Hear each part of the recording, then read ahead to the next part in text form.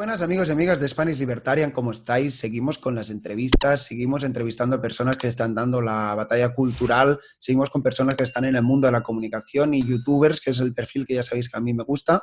Y hoy voy a entrevistar a una persona que ha sido entrevistada por varias personalidades recientemente y me estaba picando mucho la curiosidad y ya le agradezco de antemano que nos dé de parte de su tiempo. Tenemos a Rubén Gisbert, que también es el creador del canal de YouTube La Guarida del Zorro. Antes de continuar con el vídeo, me gustaría comentaros que estoy colaborando con la editorial Unión Editorial. Si seguís el link que hay en la descripción, todas las compras que hagáis en las que introduzcáis el código SPALIB, S-P-A-L-I-B, tienen un 5% de descuento. Además, los envíos son gratis si resides en España y si haces una compra superior de 20 euros te regalan el libro autobiográfico Hayek sobre Hayek. Sin más, os dejo continuar a ver el vídeo, pero os animo a que entréis en este código de descuento. Rubén, ¿cómo estás? Hola, ¿qué tal, Ignasi? Pues mira, agradecido por oír mi nombre, mi apellido bien pronunciado así de primeras, así que nada, bien, bien. Bueno, gracias, Sil. La verdad que hemos oído, también le pasaba a Álvaro Bernat, que sé que colaboraste mucho, que cada uno le pone el apellido que quiere. Sí, Bromas aparte, de hecho, mire, mencionando esto, te vi en un directo con un tío Blanco Otero y Álvaro Bernat, me gustó tu ímpetu y también me despertó curiosidad tus tesis, que son tan interesantes como radicales, podría decir, y yo creo que está muy bien. Hablaremos de tu canal de YouTube, hablaremos también de García Trevijano, que sé que te gusta mucho, pero sobre todo te queremos conocer a ti y en esa dirección va la primera pregunta, que ya sabes que siempre es la misma. ¿Quién es Rubén Gisbert? ¿Qué nos puedes contar de tu trayectoria profesional? O si quieres hablarnos un poco de tu canal de YouTube. Y luego pues vamos tocando varios temas. Así que cuando quieras. Bueno, Rubén Gisbert es un ciudadano, bueno, no voy a hablar de mí en tercera persona, me parece absurdo. Yo soy un ciudadano español, no tengo más título. No considero que la formación de una persona sea relevante para decir quién es.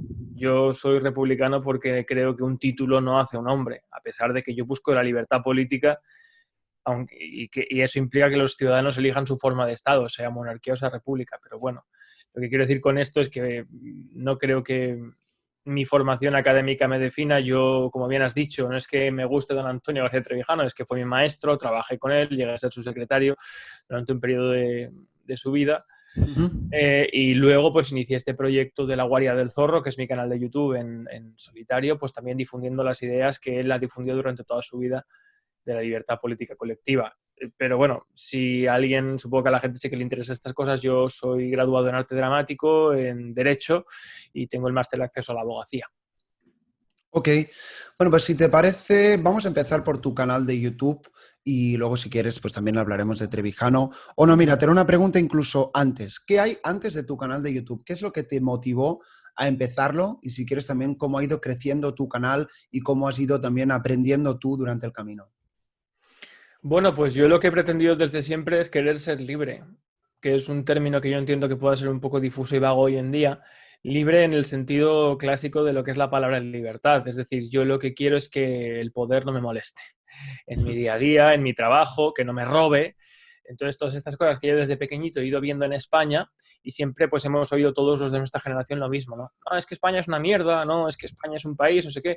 Y a mí siempre me ha parecido ese discurso como un discurso derrotado, un discurso del que muchos se aprovechan también, y no me parecía. Y entonces pues quise estudiar la ciencia política y el derecho para ver de verdad por qué este país era, si había países de más calidad o de menos o tal, y me di cuenta de que no, de lo que hay son diferentes regímenes políticos, y como decía Maquiavelo, el pueblo toma el ejemplo de sus reyes. Entonces el pueblo español no es que sea peor que otro pueblo, es que está acostumbrado a estar gobernado por un sistema político en el cual solo triunfan pues, los mangantes, los maleantes, los arribistas, que es lo que es el estado que es lo que sucede en los estados de partidos y en las dictaduras. Y luego respecto a la segunda pregunta, que era el tema del canal de YouTube, pues bueno, desde el principio ha ido muy bien, la verdad, sobre todo a partir de febrero empezó ya a crecer muchísimo.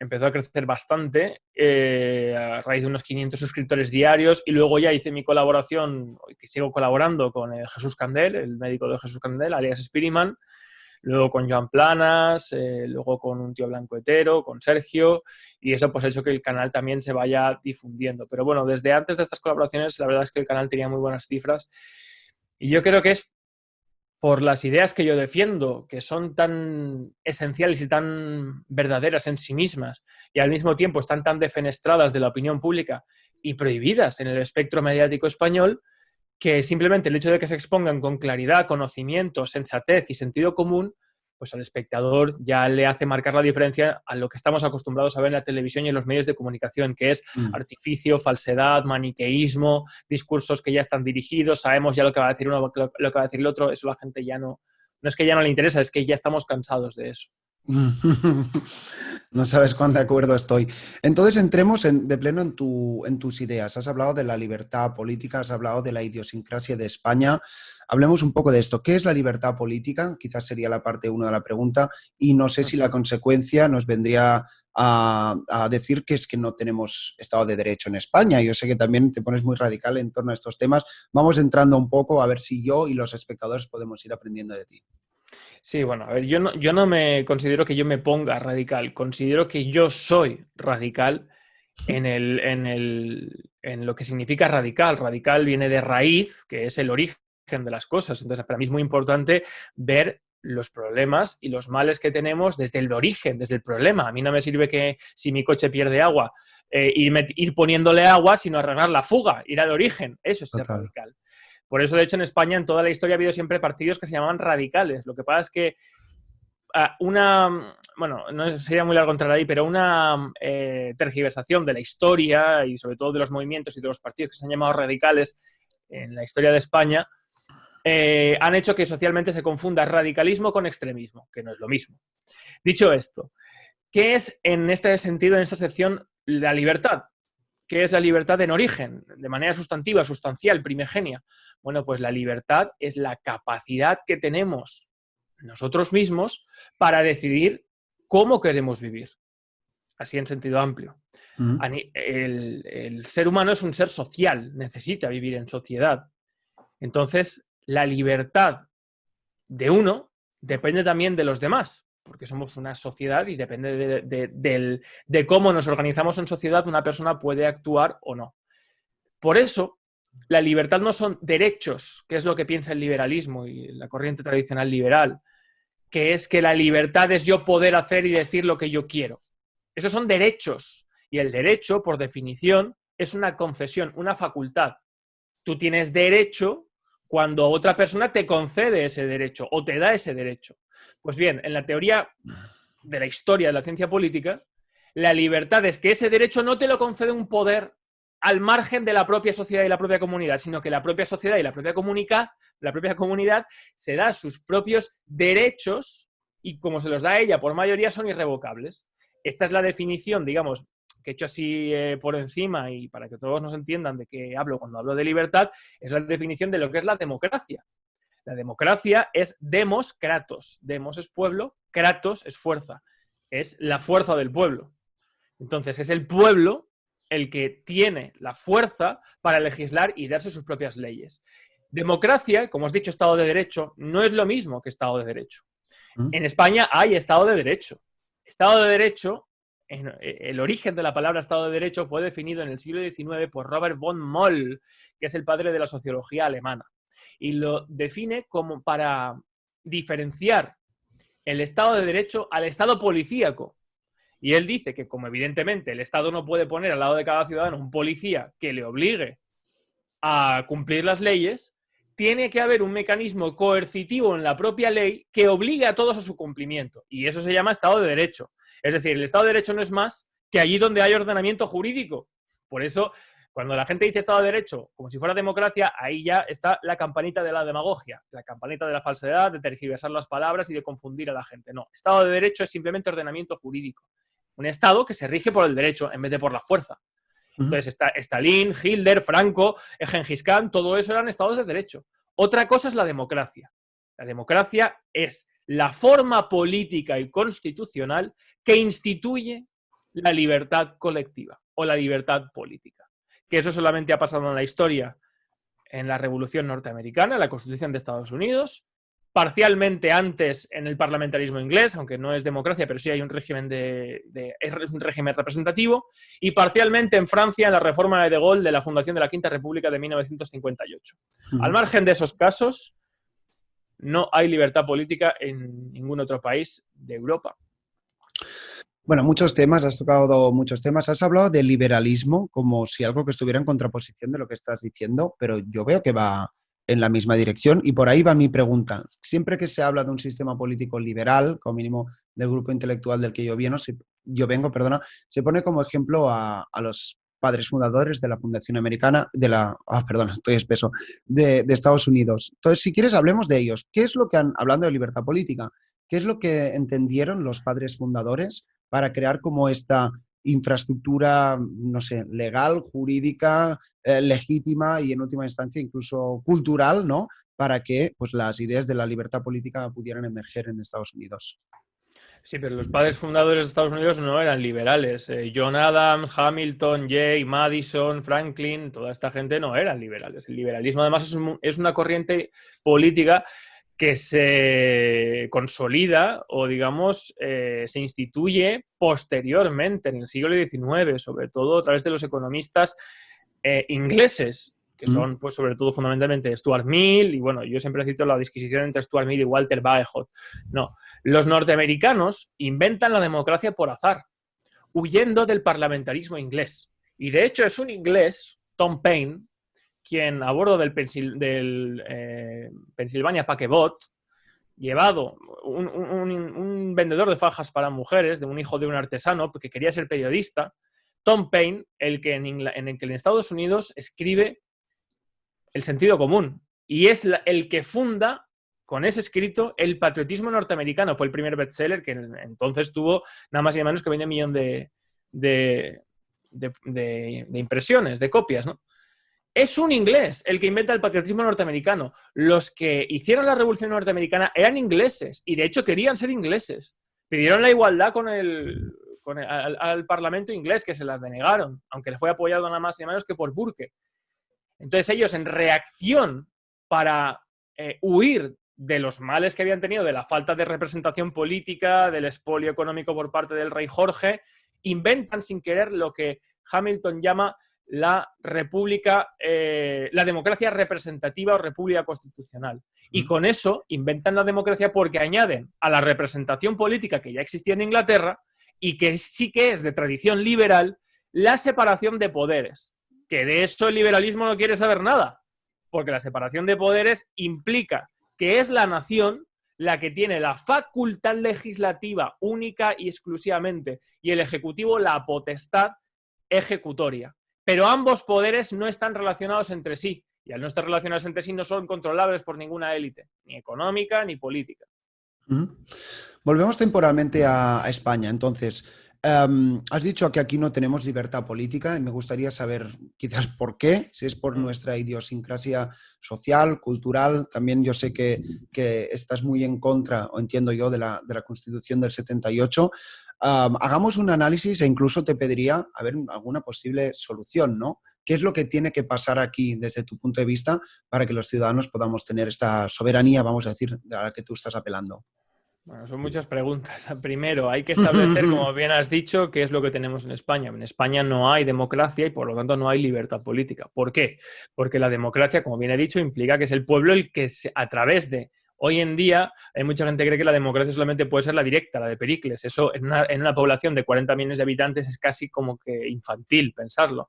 Yeah. La democracia representativa, que no la hay en España, implica únicamente que los ciudadanos eligen a sus representantes, como sucede en Francia, en Inglaterra, en Estados Unidos, que los diputados no son elegidos por el jefe de cada partido, que evidentemente van a votar lo que les manda el jefe de cada partido. Así en el Congreso, cuando se vota, el jefe de la el diputado de la primera bancada levanta un dedo, 2 o 3, que es voto sí, voto no o abstención, para mandar al resto de diputados que voten lo mismo. Pero ¿cómo es esto? Esto es imposible en un sistema parlamentario, en un régimen representativo, donde cada circunscripción uninominal, donde cada grupo de vecindad, cada comunidad, cada vecindario tiene su diputado al cual puede acceder, puede pedir cita a la oficina, puede hablar con él, establecer qué problemas tiene. En España tenemos más políticos que en ningún otro país de Europa y, sin embargo, no tenemos acceso a ninguno de ellos. Tenemos diputaciones, comunidades autónomas, ayuntamientos, Senado, Congreso de los Diputados y no podemos hablar con ninguno. O sea, todo es una delegación por lo que es el estado de partidos, que eso es lo que hay en España. Partitocracia, no democracia. Pero para terminar, tampoco hay democracia porque no hay separación de poderes. Y esto es evidente, porque cuando votamos, y no elegimos, sino que votamos a un partido que está encabezado por un jefe, que es el que manda y el que compone toda la lista de diputados, y ese jefe tiene la facultad para tener mayoría en el legislativo y para hacer gobierno, sea por mayoría absoluta o por pacto. Por lo tanto, no hay ningún tipo de separación de poderes. Además, que los jueces de los altos tribunales, como el Tribunal Constitucional, el Tribunal Supremo, están elegidos directamente por el Congreso y por el Senado. O sea, ya no solamente es que no haya donde es capital que la haya, que es separación entre el legislativo y el ejecutivo, sino que además ni siquiera la justicia es independiente. Esto no tiene nada que ver con la democracia ni se le parece de lejos. Claro. Esto es una partitocracia o estado de partidos, definido en su día por el presidente del Tribunal Constitucional de Bonn, Gerhard Leichholf. Y eso implica que el que tiene la cracia, la fuerza, partitocracia, son los partidos. Son los jefes de los partidos. Y para enlazar con la última parte de la pregunta, no es que yo esté en contra de la Constitución del 78, es que la Constitución del 78 no es Constitución. Porque el artículo 16º de la Declaración de los Hombres y el Ciudadano de la Revolución Francesa dice que todo sistema en el cual no estén garantizados los derechos y la separación de poderes no esté determinada, y aquí la palabra determinada es muy clara porque tiene que estar determinada en un texto, carece de constitución, tiene ley fundamental, como era la ley fundamental del Reino de Franco o la Carta otorgada de Inglaterra de 1208. No. Lo que hay en España es una partitocracia porque la Constitución, primero, impone a los partidos como únicos sujetos políticos para actuar. El ciudadano solo puede elegir por identificación y del discurso ideológico que esgrimen los partidos entre uno u otro. Y luego ellos ya harán lo que quieran, pero tú no tienes un feedback directo ni tienes la capacidad para decirles cómo tienen que actuar. Y sobre todo, lo más importante, tampoco puedes revocarles si no cumplen con lo que han prometido. Y además de ello, el artículo 68.3 de la Constitución impone el sistema de elección proporcional y no el sistema mayoritario, que es el sistema de elección uninominal, que es el que hay en Francia o en Inglaterra. Y el sistema me he referido antes a Walter Bagehot y Stuart Mill, que abordan este tema durante el siglo XIX en la revista The Economist, donde Walter Bagehot le da una paliza a Stuart Mill denunciando el régimen proporcional que se inventa en su momento por parte de un telegrafista inglés para Australia. Porque ya entonces te daba cuenta de que cuando tú no votas a una persona, sino que votas a un partido en una proporción, por si se llama proporcional, le estás quitando la soberanía al pueblo y se la estás dando a una élite política, al jefe de cada partido, que luego evidentemente va a pesar más o va a mirar siempre más por sus intereses que por los intereses de sus electores. Y esto es lo que lleva pasando en España desde 1978. Claro. A ver, me gusta mucho tu argumentario, a ver si podemos ir siguiendo, tanto yo como los espectadores, insisto. Entonces, ¿hay algún país o alguna, digamos, forma institucional que te guste, que vaya en la dirección de lo que tú has ido hablando? Más que nada para que podamos tomarlo de ejemplo o contrastarlo con lo que tenemos aquí. Bueno, no hay que tomar ejemplos nunca de nada, porque siempre los sistemas políticos responden a la época en la cual se instituyen. Por ejemplo, De Gaulle, aunque funda una semidemocracia, por eso digo semidemocracia, porque en la reforma del 58, por la crisis de Argelia y tal, y muchas revueltas, bueno, sería largo entrar ahí, pero cuando instituye la Quinta República en el 1958, no se atreve a instituir la separación de poderes. Instituye el principio representativo y la elección separada del presidente y de los miembros de la Asamblea Nacional de Francia. Pero el presidente de la República en Francia no puede nombrar gobierno sin la autorización de la Asamblea Nacional. Por lo tanto, no hay separación de poderes y por eso decimos que es una semidemocracia. Por ejemplo, la separación de poderes y la representación plenamente como democracia, como forma de gobierno, está instituido solamente en Estados Unidos. Pero yo no copiaría la Constitución de Estados Unidos porque es una Constitución que tiene 300 años y porque atiende a una circunstancia y a una realidad demográfica, geográfica, muy diferente a la actual, donde se siguen, por ejemplo, aspectos anacrónicos, como el voto electoral, la designación de compromisarios. Eso tiene sentido en 1700 y pico, en principios de 1800, cuando en un país con largas distancias y poca demografía no se pueden coordinar las elecciones y hay que elegir compromisarios o delegar con a personas que expresen el voto de un territorio. Pero eso hoy en día no. Tampoco el hecho de que el presidente de la República o el presidente de Estados Unidos tenga derecho a vetar una ley del Congreso. Eso tampoco. Yo defiendo una mejora de estos sistemas, que es la que expone Antonio García Trevijano en Teoría Pura de la República. Pero eso requiere de la apertura previa de un periodo de libertad constituyente. Un periodo de libertad constituyente es en Estados Unidos como la Convención de Filadelfia. Que los ciudadanos, en un periodo de libertad de información, sepan, primero, en qué régimen político vive. Segundo, qué regímenes políticos son alternativa. Y tercero, que elija su forma de Estado, si monarquía o república, y luego su forma de gobierno. Que los españoles elijan por primera vez en la historia. No estoy pidiendo tanto, creo yo. Luego se hacen unas elecciones a cortes constituyentes, todo ello con un gobierno provisional, que no pasa nada, que garantice la funcionalidad del Estado, el orden y la seguridad, simplemente con esas competencias, evidentemente posibilidad de legislar. Y luego unas elecciones a cortes constituyentes o a asamblea constituyente que hagan una constitución. No como la que tenemos ahora, que se hizo en secreto, metiendo en un paquete el sistema proporcional, la monarquía y todo junto porque le convenía entonces al pacto entre los jefes de cada partido. Dicho de sea de paso que el sistema proporcional lo tenemos en España porque lo quiso o porque lo expuso Santiago Carrillo, porque consideraba que en el sistema uninominal en los años 70, como los políticos de provincia más famosos o más conocidos eran los franquistas, creía que iban a tener mayoría. Entonces, él abogó por el sistema o forzó que en España hubiera un sistema proporcional porque consideraba que de esa manera, votando por ideas y no por personas, el Partido Comunista iba a tener más fuerza. Pero bueno, eso es historia desconocida de España. Que sería tema para otro programa, quizá.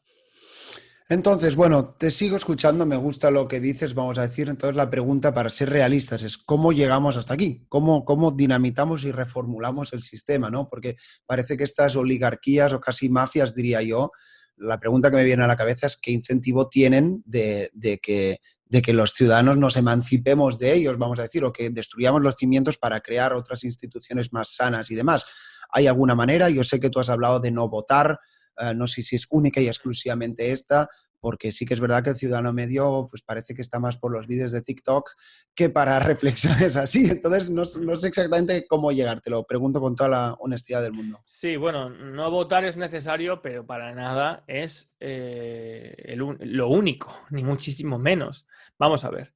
Como bien dices, un sistema ilegítimo como el que tenemos, primero, nunca en la historia de la humanidad hace una modificación en detrimento de su propio poder. Es decir, los partidos de motu propio no van de la noche a la mañana a decir, oye, nos estamos pasando, estamos robando un montón, la gente no van a hacer esto. Y esto lo reconoció en un vídeo que hice hace poco en homenaje a él, el propio Julio Anguita, ex coordinador general de Izquierda Unida, que esto no hay partido dentro del Estado que lo cambie. Y también lo defendía, bueno, Gustavo Bueno, Dalmacio Negro, Antonio García Trevijano, en fin, es una cosa que se sabe por una persona que haya estudiado mínimamente la historia y la ciencia política. ¿Qué es lo que fuerza al poder a cambiar? Pues un poder que no esté en el poder del Estado y que le obligue a un cambio en las reglas de juego. Y eso solamente puede ser un poder civil, una organización civil, de la sociedad civil, que es como nacieron en su día los partidos políticos y los sindicatos. Si el hecho de que los partidos políticos y los sindicatos estén pagados por el Estado es un residuo del fascismo y del totalitarismo. En origen, en el siglo XIX, cuando se empiezan a aparecer los primeros partidos y los sindicatos, son organizaciones civiles que plantan cara a los empresarios, que plantan cara a los estados, que han conseguido muchos de los derechos de los cuales disfrutamos hoy en día. ¿Cómo? Plantando cara, no participando, no colaborando con el poder. Bueno, perdona que te corte. Si la sociedad civil no tiene el monopolio del poder tal y como lo tiene el Estado, realmente ¿cómo podemos combatir? Porque en última instancia ellos pueden mandarte a la policía, al ejército o el peso de la ley. Eso se hace solamente, sí, pero vamos a ver, es que tu concepción parte de una tradición en Europa continental y en España de estar acostumbrados a que el poder solamente es aquel que está en el Estado. Y eso no es verdad. El poder es aquel que puede. Esa es la definición de poder. Si todo un colectivo de personas de repente decide no pagar impuestos, por ejemplo, pone al Estado en un brete. Pone al Estado en un brete. Y eso es poder. El poder no es solamente aquel que tiene, como decía Max Weber, el monopolio legal de la violencia. Eso es la soberanía del gobierno, que viene del soberano, del suzerén, de los reyes, del medievo. Por eso, lo que estoy diciendo es que contra un poder, que es el poder que tiene el monopolio legal de la violencia, al cual te has hecho referencia, la policía, el ejército, etcétera, Claro. etcétera, solamente cabe un poder pacífico, legítimo y que esté en la sociedad civil, fuera del Estado. Y es lo que yo estoy intentando y coordinando ahora mismo. Yo estoy creando una asociación de unión, de aglutinación de los españoles, independientemente de su credo, raza, religión, pensamiento, sexo, capital social, que lo único que quieran es vivir en libertad y elegir su propia forma de Estado y de gobierno.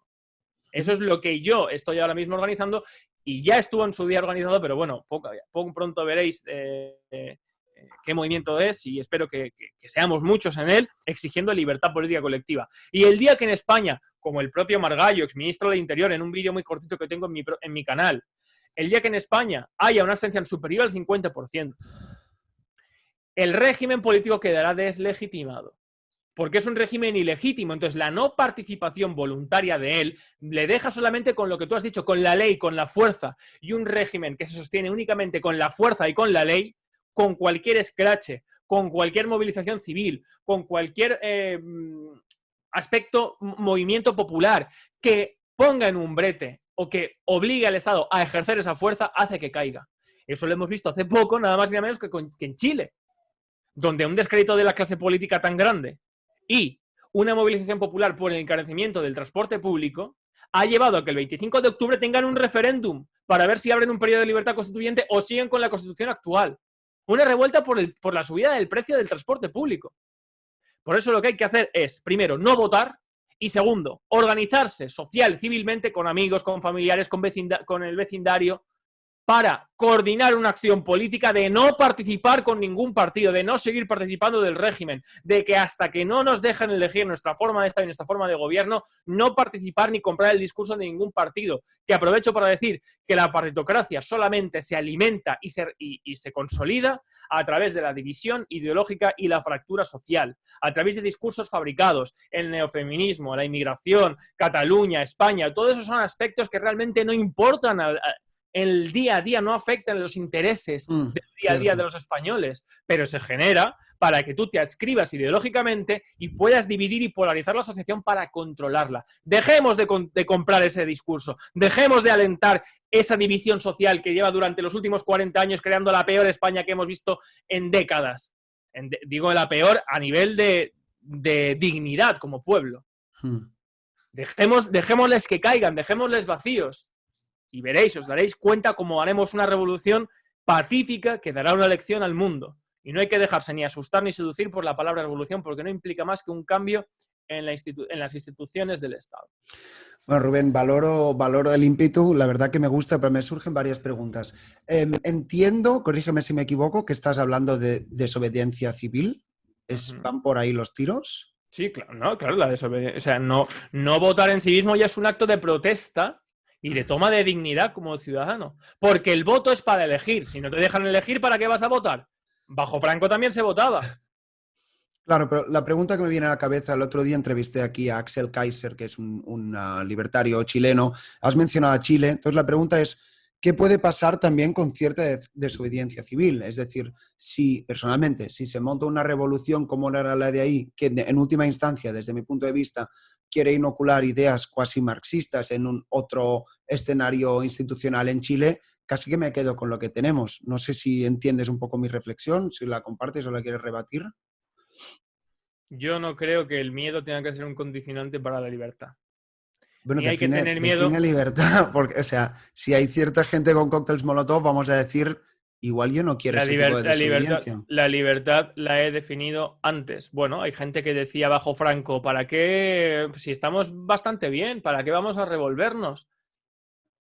Si a ti no te dejan elegir a tus diputados, a tus representantes, ni puedes hacer tus propias leyes y quieres vivir tranquilo, entonces no estés a mi lado. No quiero saber nada de ese tipo de personas que son esclavos voluntarios, servidumbre voluntaria. Así lleva España durante todo el siglo XX de rodillas ante el fascismo, de rodillas ante el capital extranjero, de rodillas ante Alemania, ante la Unión Europea. Ya está bien. Ahora de rodillas ante los partidos políticos, ante el Banco Central Europeo. No. Lo que hay que hacer los españoles es que se levanten, que se coordinen, que la acción política sea pacífica, pero no hay que tener miedo. Yo he estado en una manifestación sabiendo que podían cargar contra mí. Ahora mismo voy a iniciar todo esto sabiendo que pueden atentar contra mí. Pero eso me debe paralizar. Esa acción me debe paralizar.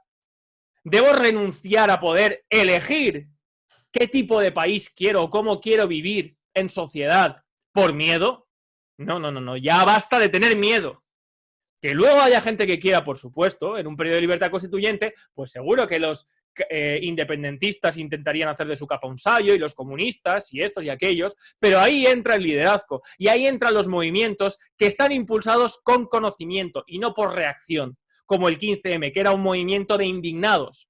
Nunca puede salir nada fructífero de un movimiento de indignados, porque el que se indigna es aquel que desconoce las causas de su indignación.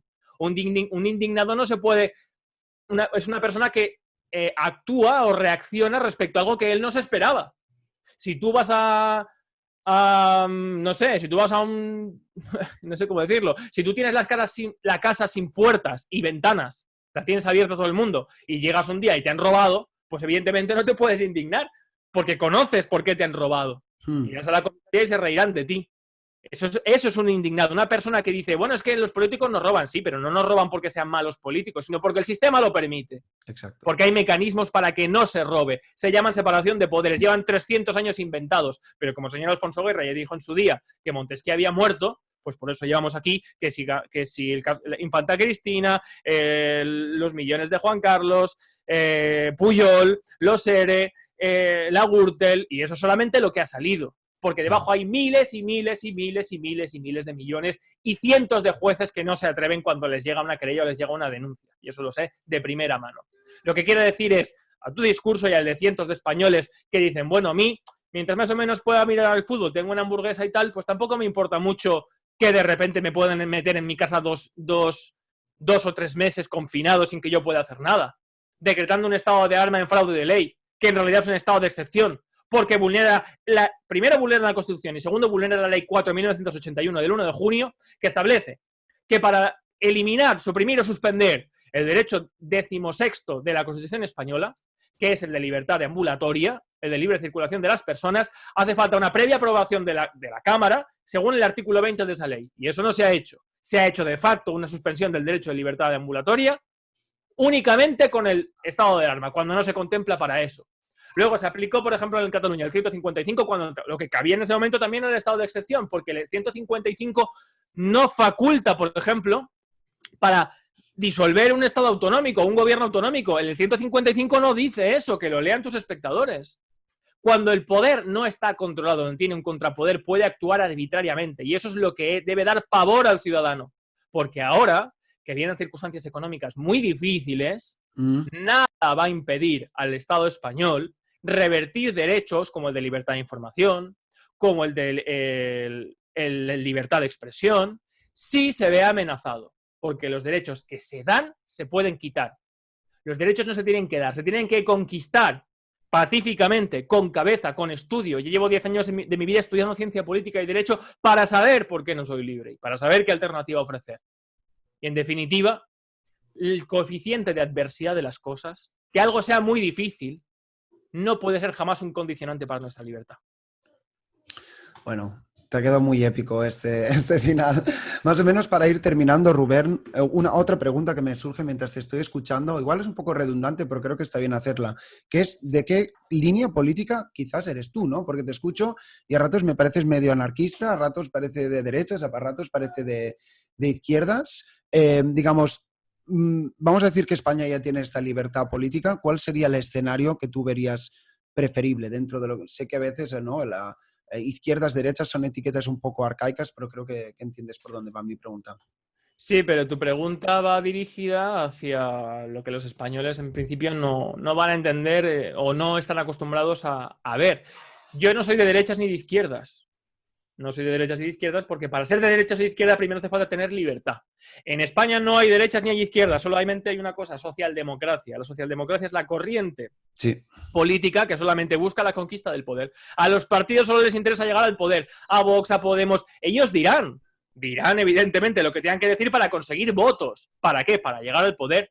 Porque Pablo Iglesias en su día ya lo dijo, que lo que quería era conquistar el cielo por asalto. Por lo tanto, yo no estoy hablando ni de derechas ni de izquierdas, que son las jugadas. Estoy hablando de las reglas de juego. Yo lo que quiero son reglas de juego limpias. Y luego ya, cada uno el que quiera, a jugar.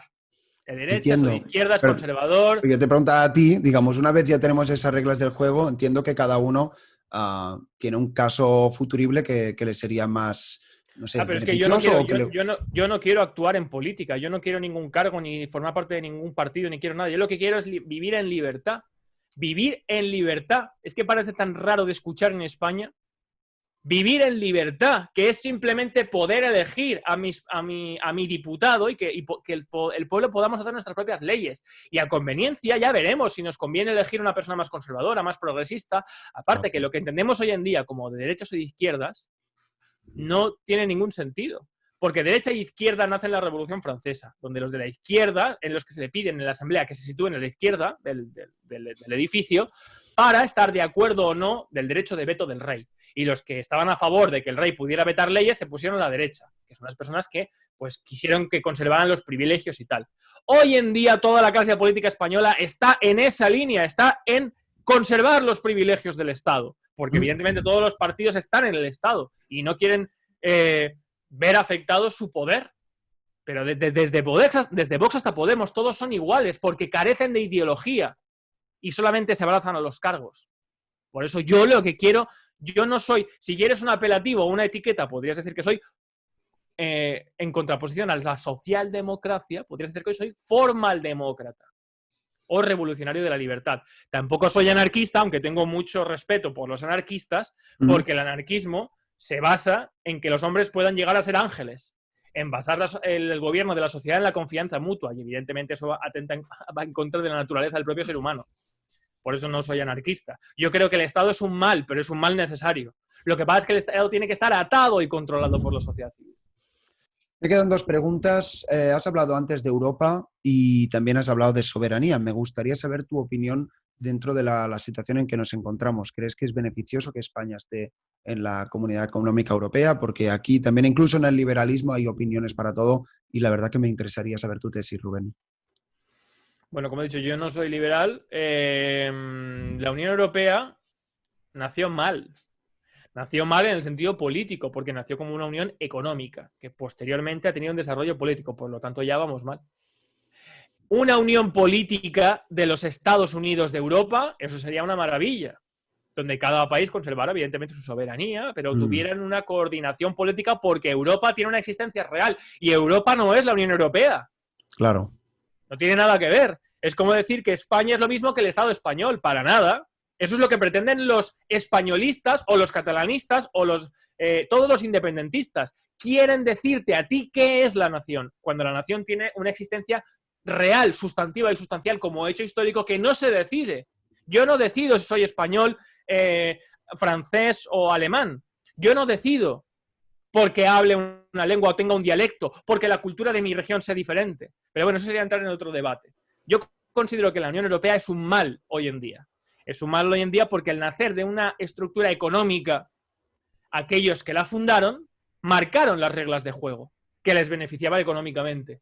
Por eso, para entrar en la Unión Europea, se le exigió a España, y Felipe González dijo que había entrado en la Unión Europea como fuera, y por eso accedió, el desmantelamiento industrial de todo el tejido productivo español, la industria pesquera, naviera, minera, agropecuaria. Por eso España hoy en día vive del sector servicios, porque Felipe González en su día, para entrar en la Unión Europea y no hacerle la competencia a Francia y a Alemania, se nos exigió el desmantelamiento de todo el tejido productivo, lo que ha condenado a España. Y lo cual terminó de rematar luego el señor Aznar, para que vean que esto es una cuestión de socialdemócratas, no de ideología. Al señor Aznar le dijeron que para entrar en la zona euro, en la eurozona, cuando ya estábamos en la Unión Europea, tenía que vender todas las empresas públicas para asegurar una hegemonía del capital, de la producción alemana sobre la emisión de deuda en España. Y eso también condenó a España. Por eso yo considero que la Unión Europea, y por eso España lleva desde entonces viviendo de deuda pública, de deuda que no vamos a poder devolver, de deuda que va a marcar una losa para nuestros hijos y nietos. Por eso yo considero que la Unión Europea, tal y como está planteada, es un grave error que ha hecho que en España se acentúe mucho más la corrupción, y que considero, y yo brindé en su día por el Brexit, que cuanto antes se desmantele, antes podremos empezar a ofrecer soluciones no solamente para España, sino para todos los países de Europa. Que además quiere decir que la libertad política no es solamente para España, también es para todos los países de Europa. Porque Europa no ha conquistado nunca la libertad. Jamás. En la biografía de Henry Paul Spaak, que es el primer secretario general de la OTAN, expone claramente cómo el plan Marshall era imponer en Europa partitocracias y estados de partidos. ¿Para qué? Para que fueran controlables los estados europeos frente a la amenaza del comunismo, porque había Guerra Fría. Pero eso ya es una cosa que era completamente obsoleta. Europa ya es hora de que despierte de una vez, de que deje de estar mangoneada por Rusia, por Estados Unidos, por intereses extranjeros. Es hora de que despierte y conquiste la libertad política y la soberanía de las naciones europeas. La penúltima pregunta, has hablado de liderazgo y yo creo que también sería interesante hablar de esto. Creo que en la anterior charla con un tío blancotero hablaste de Gandhi. Tampoco no es que quiera que hablemos explícitamente de él, pero no sé, alguien que te haya inspirado, alguien del cual podamos tomar ejemplo. Te menciono a Gandhi, pero no sé si hay algún otro que te venga a la mente, Rubén. Bueno, mi mayor referente en mi vida, políticamente, en cuanto a teoría, o mi maestro, es Antonio García Trevijano, pero luego a nivel personal es mi propio abuelo, del cual llevo su alianza. Cuando falleció me la donaron, porque me enseñó una cosa muy importante, y es que a pesar de que una persona pueda no tener ningún tipo de estudio, pueda ser una persona poco leída o culta, los valores humanos más importantes, a los cuales en todas las culturas se ensalzan por encima de todo, no dependen para nada de la formación, ni de la cultura, ni de lo leído que está uno, que es la honestidad, la bondad, la integridad personal, la dignidad, la decencia. Todo eso no conoce de ideologías ni de formación. Y eso es lo que tenemos que mirar por encima de todo. Tenemos que empezar a mirar a nuestros conciudadanos, a nuestros vecinos, a nuestros amigos, no por si son de un partido o de otro, sino por cómo son como personas. Eso es para mí lo más importante y lo que genera un sentimiento de comunidad o, digamos, de conciencia de nación, que es lo que es la única solución, no existe ninguna otra para poder ofrecer un cambio o plantar cara al Estado. Has citado a Gandhi. Gandhi consiguió en su día lo más difícil que se puede conseguir, que es la unión de dos religiones antagónicas para luchar por un Estado propio. Unión musulmanes e hindúes, casi nada. Y ya no para cambiar el Estado, sino para declarar la independencia de la India. Bueno, pues si Gandhi pudo hacer eso, una población de millones de habitantes, no creo que en España, que somos 40 millones, vivimos bastante bien y culturalmente somos todos iguales, sea tan difícil instituir la libertad política. La última, ahora sí, siempre estoy haciendo esta pregunta. Llevamos como 3/4 de hora hablando, me lo he pasado muy bien. Si hay algún espectador, que espero que sí, que haya llegado hasta aquí, ¿qué consejo le darías? Dale que alguien dice, mira, me resuenan tus palabras, me quiero desconectar del Matrix, vamos a decir. ¿Qué consejo le darías? O a ver si pudiéramos hacer como un canto, pues primero, una llamada a la acción. Primero que vea mis vídeos y se suscriba a mi canal para entender bien. Bien hecho. No por una cuestión económica. Yo la verdad es que todavía ni tengo cobrado nada de YouTube, sino simplemente para entender de lo que estoy hablando, para ver mis vídeos y tal. Y segunda, estar al tanto y formar parte y unirse y asociarse al movimiento que estoy generando, donde todos tenemos cabida, donde todos vamos a ser los protagonistas, pronto lo vais a ver, de un cambio político que sí que va a ser, en contraposición a lo que fue en 15M, un cambio inteligente, sosegado, con alternativas y con alternativas serias, tangibles y por lo tanto capaz de plantar cara a este estado de partidos. Bueno, Rubén, pues te deseo mucha suerte. Hablabas de suscribirse. Dejaremos tu link aquí en la descripción. Por favor, suscribiros, dale like y todas esas cosas. Y por favor, tenme informado de este movimiento civil que estás armando. Cuando esté ya la cosa constituida, por favor, compártemelo. Antes de que cierre, no sé si quieres añadir algo. No, constituidos ya estamos solo con la web y pensando en el acto, digamos, de presentación, que lo haremos seguramente en Madrid. O sea que esto ya prácticamente está en marcha. Y nada más, yo muchas gracias Ignasi por la entrevista. Siempre digo que iré a debatir con quien sea y cuando sea. Y me encantaría poder hacerlo con políticos de muchos partidos para dejarles en evidencia, creo, respecto a sus propias incongruencias. De decirle a tu audiencia también que se animen a, por primera vez, tomar responsabilidad de lo que significa querer ser libre y querer ser ciudadano, simplemente. Y nada más, salud y libertad colectiva. Muy bien, me gusta terminar las charlas con libertad. Rubén, por favor, animo también a la audiencia que deje sus comentarios. Sí, ya sabes que aquí tenemos un sesgo, vamos a decir, liberal, pero yo creo que mucho de lo que has dicho pues anima a reflexionar y a tener más pensamiento crítico, que al final es lo más importante. Gracias por todo, gracias también a la audiencia. Si os ha gustado el vídeo, compartir, darle like y todas esas cosas. Y a seguir con esa actitud combativa de Rubén que tanto me gusta. Nos vemos muy pronto. Un abrazo.